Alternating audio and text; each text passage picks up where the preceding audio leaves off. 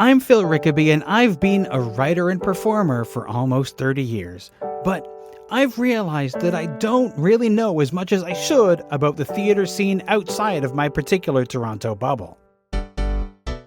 Now, I'm on a quest to learn as much as I can about the theatre scene across Canada.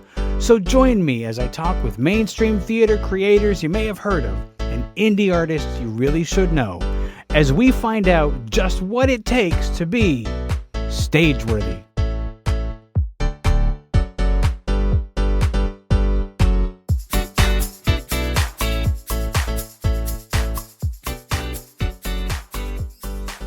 If you value the work that I do on Stageworthy, please consider leaving a donation either as a one-time thing or on a recurring monthly basis. Stageworthy is created entirely by me, and I give it to you free of charge with no advertising or other sponsored messages. Your continuing support helps me to cover the cost of producing and distributing the show. Just 4 people donating $5 a month would help me cover the cost of podcast hosting alone. Help me continue to bring you this podcast. You can find a link to donate in the show notes, which you can find in your podcast app or at the website at stageworthy.ca. Now, on to the show.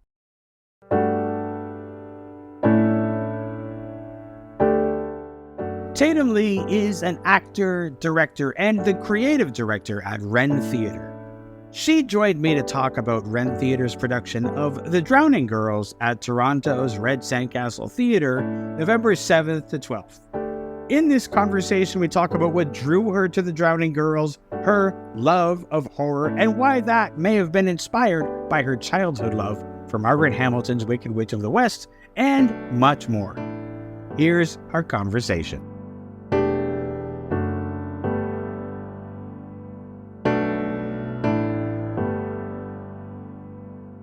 You're directing The Drowning Girls at the Red Sandcastle. Yes. And give me, what is the elevator pitch for The Drowning Girls? Well, The Drowning Girls, it's based on the real lives of 3 women, Beatrice Constant Mundy, we've got Alice Burnham, and Margaret Elizabeth Lofty. And basically, those 3 women were murdered by the same man, George Joseph Smith. And it's basically about, after that event happens, how they come to in their bathtubs. And they're sort of found in this in-between state. And they're sort of coming to terms with what's happened to them and what's brought them to this moment would be the elevator pitch. And what is it that drew you to this particular piece? It was actually like a total fluke. I hadn't heard of the play. I had heard of the events, but I had not heard of the play. I'm actually working with a partner on an original story that takes place in the same time period. And it's set in Whitechapel based on a serial killer. And I was doing research for that. And this play actually popped up in my search. And I was like, I can't believe I haven't heard of this before, because it's like right up my alley. Like it's something that I haven't seen very much in theater, which is something creepy, eerie with like little elements of humor in it. Like finding that nice balance is really exciting. So I was thrilled, and I ordered the script. I read it, and I thought it was just like very intriguing, and also the themes of it are so timely. So I was really excited to jump on board and do it for the fall production. And how did the whole production come together? You have a killer cast. You're doing it at the Red Sandcastle, which is one of the best places in Toronto for anything creepy or horror related. So how did the whole thing come together?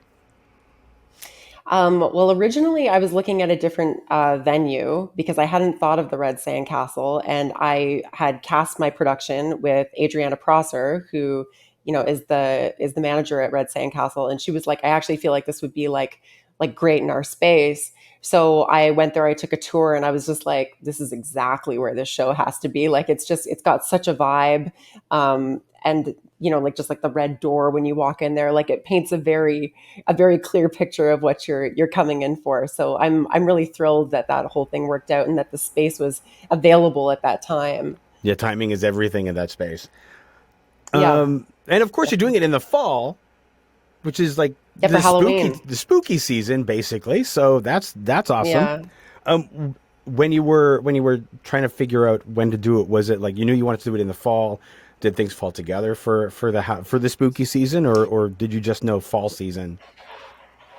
I was hoping, truth be told, if I'm being completely honest, I was hoping to have the show run the week of Halloween. That was my original goal. And finding a space that was available was extremely difficult because everybody that has like a show with a similar eerie theme like wants to book for that week, obviously. So, Adriana, she was sort of like, I've got the next best thing. I've got like the week right after that if you're down. So I was like, I'll take it. I mean, there can be creepy. The spooky season can extend past Halloween. Absolutely. Like Halloween's actually my brother's Oh, really? birthday. So yeah, it's Halloween is a big part of my family. Like we're really into Halloween and I'm always like sad when it ends. You know, I'm just like I wish it was just like a little bit longer. I wish it was like a couple like a festival that went on for like a week or something. So, I think that it'll be good because anybody that is still in the Halloween spirit that's looking for something to do afterwards, they might want to come and check out the Well, show. the fun thing is that it actually can extend because some of the early traditions around the Yule festival are quite creepy and horrific. So you can carry through from Halloween into the holiday season without pouring a whole lot of sugar on it and letting it just be creepy and terrifying. So that can be fun too. Exactly. Maybe I'll direct Black Christmas on stage. That's awesome. It's never been done That's awesome. before. Now, one of the important things about location is important when you're putting this show together. All of the director is obviously important, but the cast is also super important. What was the process of finding the cast for this production? Yeah, well, I have had the privilege of working with Adriana Prosser on a previous production of State of Women that we did in 2015, and she is a formidable actress, and I'm such a fan of hers. And when she was available to do it, I was so thrilled because she has so much Edwardian knowledge and Victorian knowledge with all of her like her history in that world as well. So she's definitely been a huge asset to me, like not just because of her amazing talent, but just all the knowledge that she brings to the project as well. So I knew that I wanted to work with Adriana, and I also wanted to work with Vicky Villanosi because I worked with her on the previous production that I did of The Elephant Man, and she's just. I think she has the most amazing comedic timing. She can turn any sort of moment that should be serious into a moment that encompasses so many emotions all in once. Like I'm just like I'm such a fan of hers. And then there's the newbie to our group, which is Amanda D'Souza. So I'm really really thrilled that we have her, and she's just bringing like so much vulnerability to the character of Alice that I'm excited each week to see the women work together because chemistry in a show like this where it's just three people alone on stage, they're there the whole time, nobody leaves. That chemistry is the most important thing to see if they can keep the story going and an audience engaged. So making sure that that was there, I'd say was like the most important thing. But I usually like to work with actors that I've worked with before. Ren Theater is sort of like operated like a repertoire company where we do have new people come in like all the time, but at the same time like we like to pull from like a database of actors that we know are like amazing talents. And I like having like a shorthand with my actors so that it just makes everything much more smooth when you're trying to like, can you just like move the thing over there with the thing, and they're like reading in between all of your lines, just being like, yeah, like you don't have to say anything, I get it. I like having that kind of group around me that I feel comfortable with to explore. So yeah. Yeah, shorthand. A director having a shorthand with actors is always super helpful. I've worked with a few directors, multiple times, and each time you do get that kind of rapport where they will start to. There's one director I've worked with so many times. He'll start to make a gesture. I'm like, wait, no. I know what you're going to say. I know what you're going to say, and I will do that. Just because we've worked together so many times. Yeah. Yeah, and it's nice. It's nice, right? To feel like you have that kind of like safety between the two of you, like it's a safe space where you guys can just like create and see what happens. And that's very much the way I like to operate at all of all the productions that I do is I like actors to feel safe and able to express and try things without any sort of judgment on my end. And I feel like that's how you always get the best work out of Yeah, somebody. absolutely. So, Speaking of Ren theater, I want to talk about the origins of Ren theater, but in a little bit. But first, I want to talk mhm. about just sort of looking at the productions that I can see on the website, and also you mentioned the Elephant Man. Are you drawn to a particular type of theater, and does that lean or skew a little bit darker than some people? Does it skew towards the dark rather than something light and fluffy? Yeah. I feel like it does to a certain extent. Like I do have plans to like dive into like different genres and like breathe life into different stories, but like I have a huge love for period pieces. Like I really love doing the research and submerging myself in like a different time and learning about like the etiquettes of that time, and and let's face it, like life is hard, and the further back you go, there's lots of pain in our history, so I think that makes for exciting theater. I think there's lots of lessons to be found in our past. So yeah, like I feel like I am drawn to shows that are not set in the current day and that are dealing with difficult, heavy themes. Yeah. Well, I mean, you do have to. I mean, there's the whole saying about if you don't, those who forget the past are doomed to repeat it, and And I believe one that hundred like so percent, wholeheartedly. one hundred Yeah. percent. There are so many lessons in the plays of the past who are speaking about often issues that were happening at the time, which completely reflect a lot of things that are Yeah. going on in our world, Absolutely. because we go through the same cycle apparently because we never actually learn anything. Yeah. I mean, it's true. There's a movie that like I'm going to totally butcher the line in this thing, but it's called oh, what's that movie? Miss Pettigrew Lives for a Day.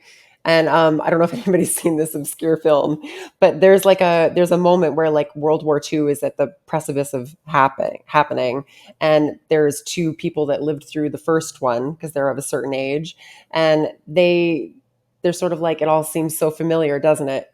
And the other one is like, it's because they don't remember the last time. And like that's so that gets Hmm. me, because like if we don't look back, we will repeat over and over and over again, and I think people are afraid to look back. Yeah, So especially when we're dealing with. I'll bring it to the I mean, stage and you'll yeah, have to look. exactly, exactly. And I appreciate theater that just sort of like it tells an entertaining story, and then you leave and you're like, I learned something, or that's I think Yeah. the best use of theater rather than like to hit somebody over the head with an idea until they feel like they've learned it. Yeah. Agreed.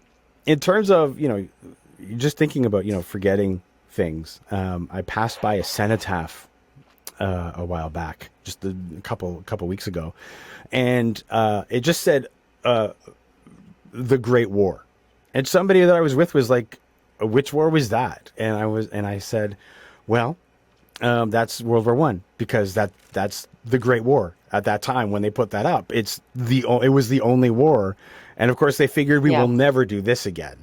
And Hmm. again, the cycles and the forgetting and all that sort of Yeah. stuff. Yeah, it also didn't help Yeah. that all the people who came back from both of those wars didn't talk about it much. Yeah, I mean, like when you factor in like PTSD and like what people must have been through on both sides, like even people that weren't in the war but were trying to keep their households going after that whole thing, and get back to like their version of normal and move forward. I mean, like I'm sure nobody wanted to talk No, about it. no. Yeah, in fact, that's actually what the first play that I worked with Adriana on. That's like what the themes of that show were: State of Women. It was about World War II and women working in the factories while the men went off to war. And that was sort of what Act One was about, and then Act Two was about after the men came home and finding that balance between how do we go back when our lives will never be what that was, and yet, is there something to look forward to the future? So, yeah, Yeah, I think about that transition a lot actually because that's a transition that led us into the the restrictive era of the 50s where the roles within a household were so rigidly set that at a yeah, certain point women were so dissatisfied that they were given Valium just to make it through the day. Hmm. So it's like Yeah. and that was an artificial thing. I Crazy, right? know. Like, oh, hey, we're going to take away all the things that you enjoyed and make you stay at home. How do you feel about that? It's terrible. I know it's awful. It's awful. And there's so many themes of that in like so many plays that are before a certain date. And I mean, like we're still like to a certain degree, people are still trying to break free of that shell. Yeah, So I mean, I remember, in the '70s, when I was born, a woman could not open a bank account or get a credit card without her husband's permission. that's crazy. I mean, that's the I 70s. know, Like we're not even talking that I long ago. know. Like it's It's crazy. madness to think about a woman could walk into the bank, and if she didn't have a husband, she had to get her father's permission to open a bank account. It's like that kind of restrictive, which is just ridiculous. Yeah. I mean, there's so many themes of that in the Drowning Girls that like we that are in this production. I mean, like I think one of the themes that I think is fascinating is that it wasn't just about marrying to have financial security. Some of these women that are in that, well, actually, all three of the women that are in this play, they had financial security and they were sort of shunned from society in a way because they didn't have the man. You know what I mean? They didn't have like the husband. And because of that, it didn't matter that they could take care of themselves or had a place in the world. They were shunned from society because of that. So they sign over their life insurance. They get married. And in this case, they married the wrong man, unfortunately. But it's just crazy to think that like until they had that in writing that they were Mrs. Somebody, it's almost like they didn't exist really in the eyes of society. Fa- It's just, Yeah, it's, a yeah. fascinating. I listened to a podcast a while back. It's called "Bad Women," and it's about the victims of Jack the Ripper. It's not even about Jack the Ripper. It's about the women, and about how everybody has said that they were prostitutes, and that's why they were killed. And in fact, historically, Yeah, they I were know. not. And in that Yeah. society, if you were a woman who was not married, you were essentially a prostitute, and that's where that stigma came from. And so once you Hmm. once you realize that, you start to realize just how rigid, how restrictive, how difficult that period of time is. That Yeah. if you want to be accepted in the world, you would have to be married.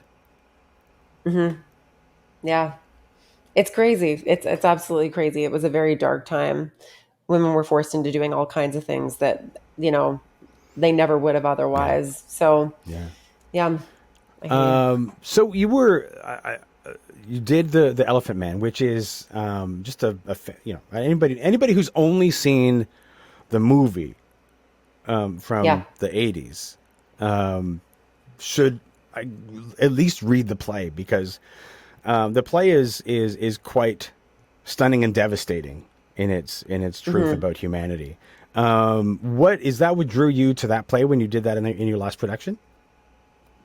Yeah, I mean like it's a very heavy piece and it's also very dialogue heavy and it's a challenge for any actor to step into like so many of the characters but especially John Merrick and Dr. Frederick Treves.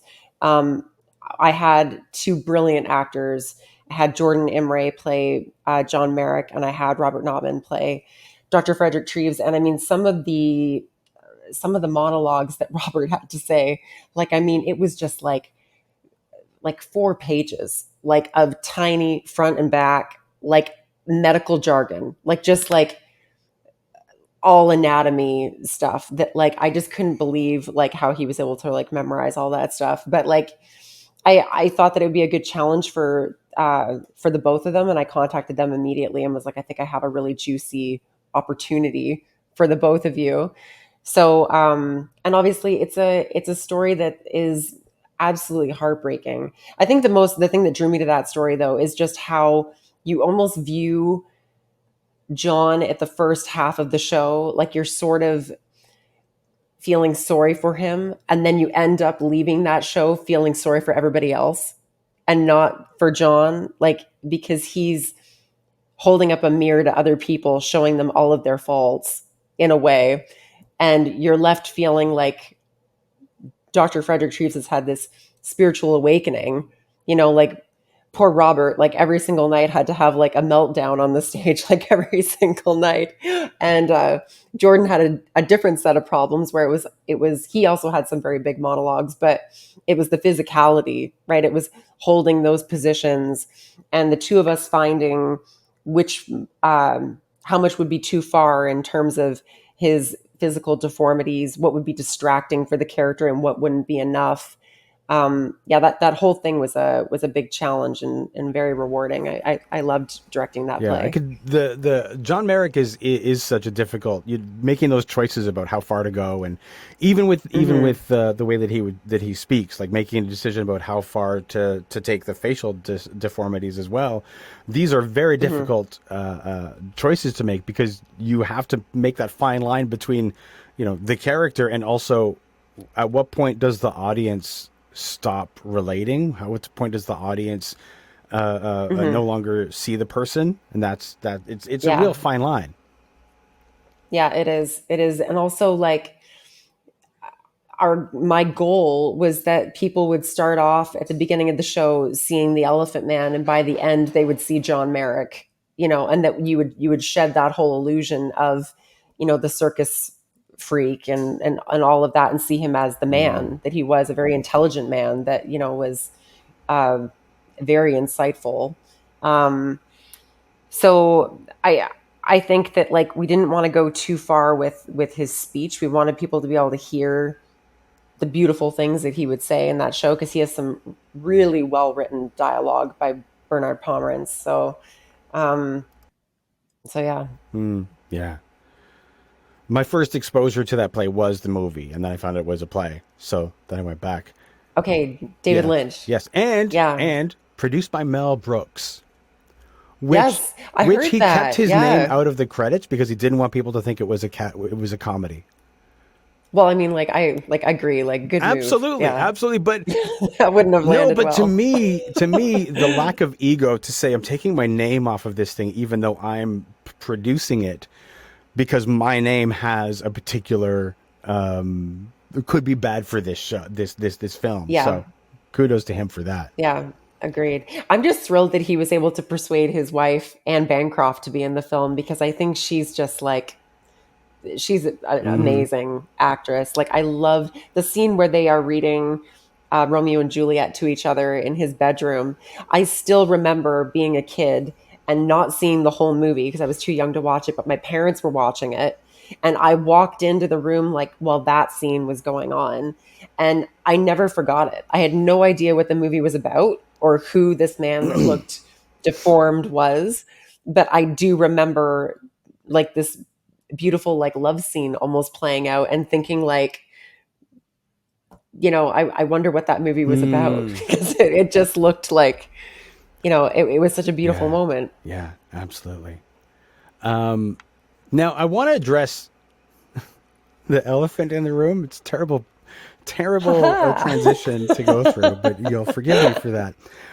Which is that this summer there was another production done of the Bathtub Girl or Of the the Drowning Drowning Girls. Girls. Bathtub Girls. That's a completely different Yeah. show. The Drowning Girls. Bathtub Girls. Yeah. Um, and so sometimes these things end up in the zeitgeist and they happen at the same time, much like Armageddon and the Comet movie or whatever. These things happen. Hmm. Now, if somebody do you what is the difference in your mind between these two productions? Now, I mean, one was outdoors, one's indoors, one's in the summer, one's in the fall. But aside from that, is there a difference in the way that the mood is presented? What's different about these two productions? Yeah. Um, well, first of all, Guild Festival Theater, they were so lovely. They originally the reason I found out that show was going on was because we were trying to find bathtubs from different theater groups to rent, because you would not believe how hard it is to find 3 White Claw bathtubs, and when they seem like they're all over line like online for people to come and pick up, but they're gone like so fast. It's like one goes online and it's like, oh, it's gone, it's gone, it's gone. Like, I had so many bathtubs evade me, so um, we contacted a theater group that was out in Niagara Falls, and they were like, we actually sold our bathtubs to Guild Festival Theater because they're doing a production of The Drowning Girls. And I was like, oh my gosh. So they gave us their contact information, and I sent them an email just being like, when you're done with your bathtubs, do you think we could buy them off you? And they had actually already sold the bathtubs in advance to another theater group somewhere that's, I think, in, I think they said Peterborough or something. Anyway, they had already sold those. But then, of course, I was like, I'd love to come to see the play because, I just love to support any indie local theater, And so, um, and the production was absolutely stunning. It was beautiful. And like, of course, you've got the Grecian ruins outside and everything. And the cast in that was just superb. The direction was beautiful as well. But it's a very different direction than how I read the material and what I wanted to bring out of it. And I think that's what's exciting about multiple theater companies doing similar shows, is that you're never going to get the same production because everyone's going to visualize it, interpret it differently, right? So this particular play has so many themes of it being eerie, creepy, and surprisingly hilarious. Like there's so much humor in it. And it just depends which one you pull on and decide to sprinkle that throughout. How much, you know what I mean? Like how much of the show are you going into a theme? And I think at the core of this production, what makes it universal and makes it relevant today is that it is about manipulation, and it's about abuse of power. And that's not even about gender. Like, I mean, on the surface level, you could be looking at this as it's about like women that get like put upon by a man and blah, blah, blah. But it's actually deeper than that. There's that social construct going on at the time, but there's also people get manipulated of all sorts. That can happen to anybody. And whoever has the power, if you don't use it properly and you take advantage of somebody, there's pain and consequences that happen with that, right? So this show is quite a bit darker than that production, I would say. It leans more into those themes of abuse, themes of I guess being love bombed is, I'd say, the word that I would use that would be relevant to today, like being love bombed and then inevitably murdered. So it is very much a ghost story. And I think we lean into the fact that this is a ghost story. And also because our show is being done closer to October, that we wanted to have that theme going through it. But I do feel that anybody that went to that amazing production that Guild Festival put on would be seeing a very different show coming to Ren Theater. Yeah, at Red Sandcastle. Thank you for that. Thank you. One of the things that I like to talk to people about when they come on the show is I like to hear about people's theater origin stories, the thing that brought them to the theater and made them want to keep doing it. So please tell me, what is your theater origin story? My origin story. Okay, let me think. Well, I had a kind of a unique start that kind of got me into like a creative mind, and that was my nana. She owned a costume and makeup shop in Hamilton, Ontario. So it was called Janelle Creations, and my whole family, we took turns like working in there. And I was maybe like 5 years old. From like the time I was 5 and 10, my nana owned that shop. Actually, no, she owned it before I was born, but the first time I remember I had memory of being in her shop was when I was 5. And so turning into different characters, make believe, putting cuts and gashes on my face, like that all started at a very young age for me. And then I wanted to be put into all kinds of community theater. So I did lots of community theater growing up. But I remember the first play that I saw, it was a musical live that literally changed me, was Phantom of the Opera. I went to go see that. I'm sure so many people had that experience with that show. But my dad took me to see that with my brother when I was 8. And I had just never seen anything more spectacular in my life. I owned the two cassette tapes, because I'm aging myself here, like, because I was born in 84. So I mean, like, yes, we had cassette tapes. Yeah, and like I just literally fell in love with theater that day, and like the connection and the exchange between the audience and the actor. I was so hooked. Yeah. And when the chandelier like fell, like I was just like, does it get any better? I don't know. Yeah, for sure. Yeah. Now a lot of kids will see a show and they will love it, or they will do some community theater and they will love it. But the majority of people do not go from there to a life in theater, a career in theater. At what point did Mhm. you decide that this was the thing that you needed to do?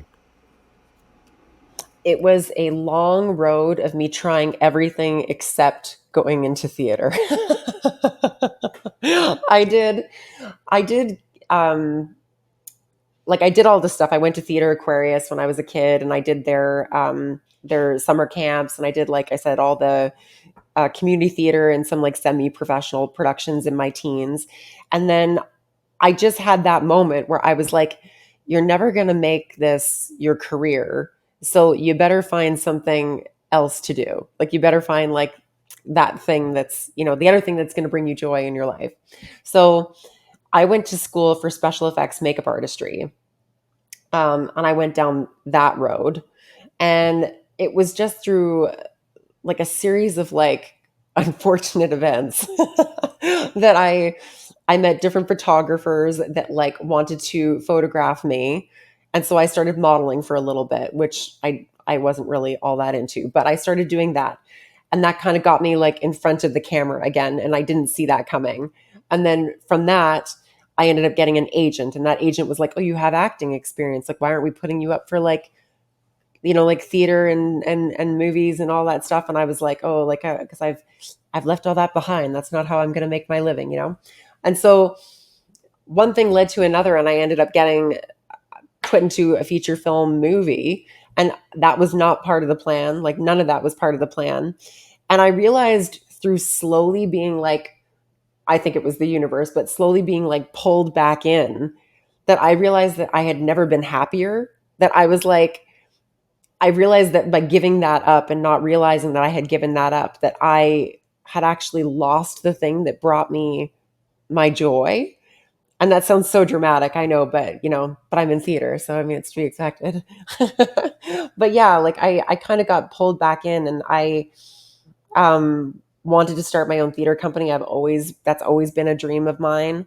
So in 2011, I started Ren Theater, which at the time was called Tandem Entertainment. It's funny how many, I don't know about if you had this, and if that is why you sort of like shied away from going into theater acting, that sort of thing. When you say that that's something you want to do when people, when you're a kid, people are like, that's cute, that's cute. You start to say it when you're a teenager, people will be like, it's a hard life, Mhm. you won't make Yeah, any money, like all this sort of stuff. It's really hard. And I could see, a lot of people will take that and be like, oh, it's hard. But then if yeah. it's the thing that brings you joy, what will be harder, acting or sitting at a desk for 8 hours a day? Absolutely. Like it's literally, I don't think I've ever met an actor that doesn't do this because they just have to. They don't know Yeah. why, but they're just sort of like, I know that I'm going to be miserable if I don't. No, it doesn't make any financial logical sense, but like we do it because it's just, you know, it's like a life vocation. You're committing to telling stories, you're committed to giving voice to people that can't, and there's nothing more thrilling for me anyway than having an opportunity to tell a story that's going to slowly wash over a room full of people that you have their attention for an hour and 30 minutes, and it's almost like they're subtly manipulated under the pretenses of it being entertainment, but then they leave and have the discussions that you're hoping they're going to have in private, and it's powerful. Like it's theater is so powerful. So that's why Yeah, I there's do it. nothing better than when you are leaving the theater and there are still people outside talking about the show that they just saw. It's so good. Yeah. It's so good. Yeah. Um, I mean, even if they don't like it, I mean, you're hoping that they do, but I mean, even if they don't like it, it's like there's almost like a joy in little bits of that too, where you're just like each person has their own yeah, opinion of what's if something is good or if something is bad or what they got out of it. I I find that fun. I'm a No, it's weirdo. great. It's great. I mean, it's better to have people have a reaction to the thing that you're seeing, because one of the worst things is people, being apathetic to what they've just seen. And I Yeah. worked at one of the big theaters in Toronto for a number of years as an usher, and I worked the door, so as people would leave, I would hear what they were talking about. And if the show was not particularly great, but people have paid a lot of money to see that show, they don't want to admit to themselves that they're disappointed in the show. So they say things like, "Everyone did such a great job," Right. which is nothing. It's Yeah. nothing, but it's the equivalent of "that was nice," which is like Yeah. death, because they're going to go home. They're not going to ever think about the show again. Yeah. Yeah. No, that's very true. I think that the thing that would bother me the most coming from a directing standpoint is that like I always want my actors to feel proud of what they've done. And so you're hoping that it's going to strike a chord with the audience. And I'm sure that like every single show is going to connect with at least somebody out there. It might not be the majority, but somebody's going to hear that and be like, that play was for me, or that story like connects to me in some way. But I feel like I grade failure, if there is like such a thing, is us as a team feeling like we didn't execute what we had planned to, and because of that people didn't connect to it. So as long as you feel like you've done that you've put on a show that was that told a story that you can be proud of the way you did it, then it's up to the audience, right? You're giving them this thing, and you're just like, what you do with it is yours now. Yeah, you know absolutely. The worst is if the actor doesn't even like the show. Like, right. I've had occasionally, I've said to a friend, "Hey, you're in this show. I'm going to come and see it," and they're just like shaking their head, like, don't come and see it. Yeah, like this isn't the Don't. one. This isn't the I one would to come appreciate see. it. Don't I worry about appreciate it. your support, but I would appreciate it even more if you didn't come and see this show. And you're like, "Oh, okay, Yeah, yeah, I get it. yeah. I get it." Fair enough. It That's is really bad. bad. It's not what anybody wants, and of course, it's the kind of thing where they looked over their shoulder before they said it, just to make sure that nobody from the show was around. But it's like, it's not what anybody wants in a production. You don't want to leave. No, of You course want to not. leave like covering your face because somebody saw you in the show. You don't put it on your Yeah, on your no, CV. Like no, yeah, for that sure. wasn't me. I wasn't No, in no, that no. thing. I, No.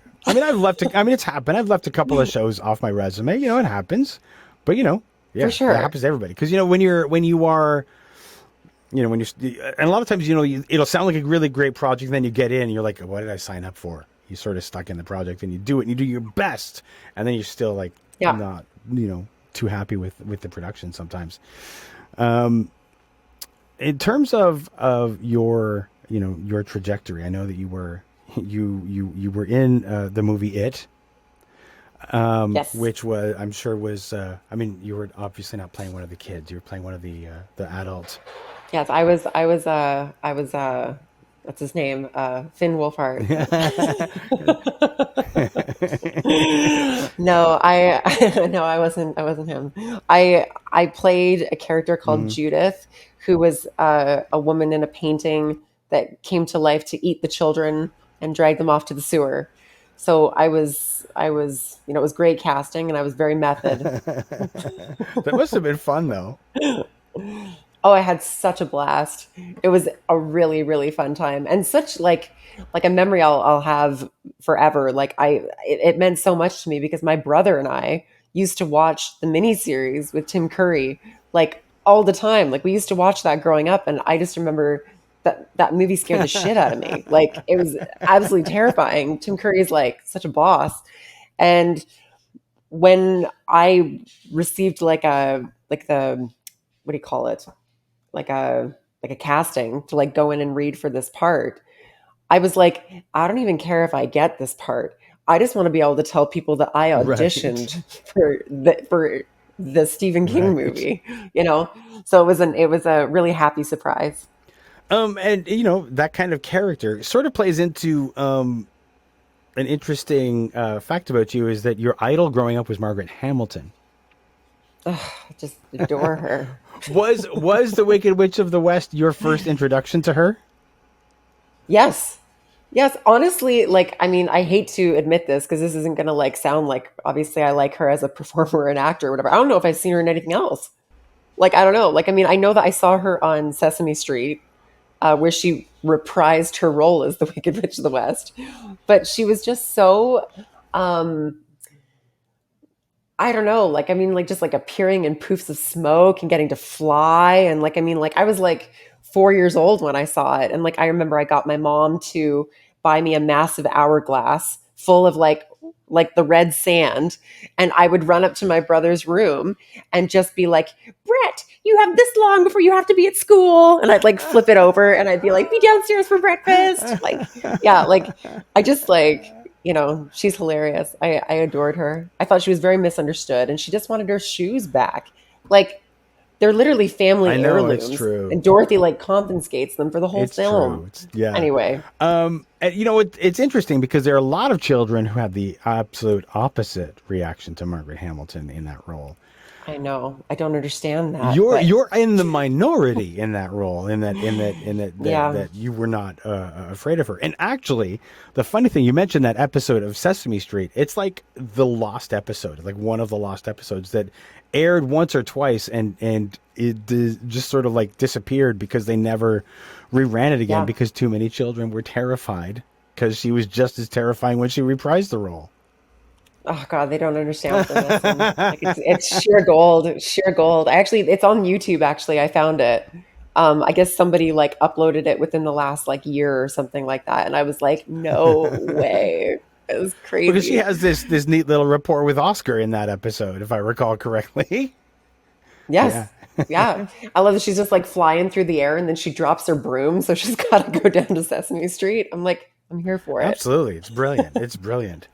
Um, so the interesting thing about that is that's almost is like what ushered you into darker theater, like horror movie as well. It's probably like you saw that and because you had the opposite reaction to The Witch than a lot of people did, that primed you for watching it and horror movies and like being Oh, producing yeah. things that are a little bit more on the more horrific bent. So it's like you were like ready to do this from the time you were 5 years old. I mean, in a way, I'm always like my favorite, like my favorite films that I can remember from being like a kid, like Maleficent was my other favorite, villain. I was just like, I loved Maleficent. I loved the Evil Queen and Snow White. Like from all those Disney films, like I always wanted to be the villain. Like I always wanted that. And then God blessed me with a face that made it possible. I was like, I'm so here for it. I just like, I never wanted to play roles like that. And one of the first things I asked for Christmas when I could was two things. I asked for a fog machine and I asked for a camcorder so that I could like make all my own films. And the amount of footage I have somewhere of me dressing up as the witch, like melting into piles of fog, like are endless. Like somewhere there are those tapes. So yeah, That's fascinating. That's definitely. fascinating because I remember as kids, I think I can't remember which of my siblings was the most terrified of the witch. It might have been my sister. She was terrified of the witch, but even more terrified of the witch melting. Yes, Really? yeah, like the whole thing. I've always been so curious I remember being so curious about just the mechanics of it. Like, how is it being done?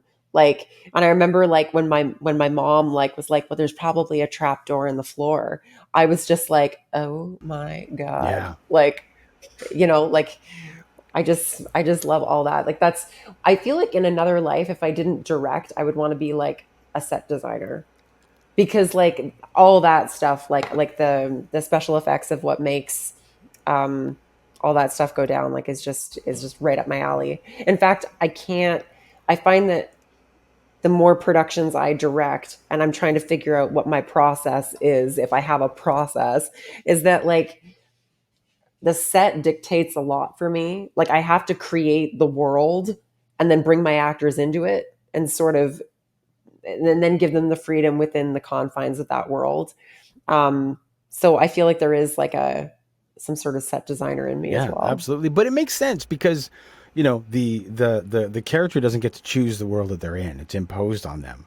So they can make choices Right. within that, but it makes sense to build the world and then put the character into it than to try to build the world around the character. Yeah. Yeah. 100%. Yeah. I wanted to talk a little bit more about Ren Theater because we've sort of alluded to a bit of its history, but I want to get a little bit more. What are the origins of Ren Theater, and what was it that made you want to? I mean, the specifics of like wanting to start a theater company in the first place. I think, well, like the origins of the theater company have just always been me wanting to tell stories and get to pick the projects that I want to do. I want to be able to, um, I guess, whatever inspires me in that moment, feel like I have creative say over what projects I'm picking. And I didn't like when I was acting, not necessarily having those choices. That I wanted to be on the creative side of it. So that was one of the reasons. The other thing is I literally had a theater in every house I ever grew up in. Like I would create one in the basement or whatever. So I always knew that I was eventually going to have my own.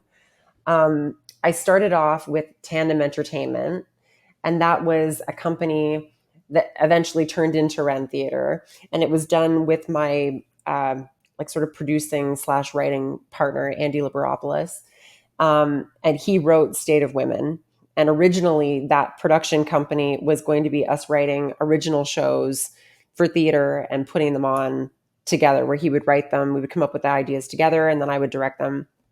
Um, and that still is very much what we do, but there's a lot of classical pieces that I've always wanted to direct, not just original works like the shows that I've mentioned, like Elephant Man and so on. We're doing Dangerous Liaisons next, or Le Liaison Dangereux, as it's called in theater.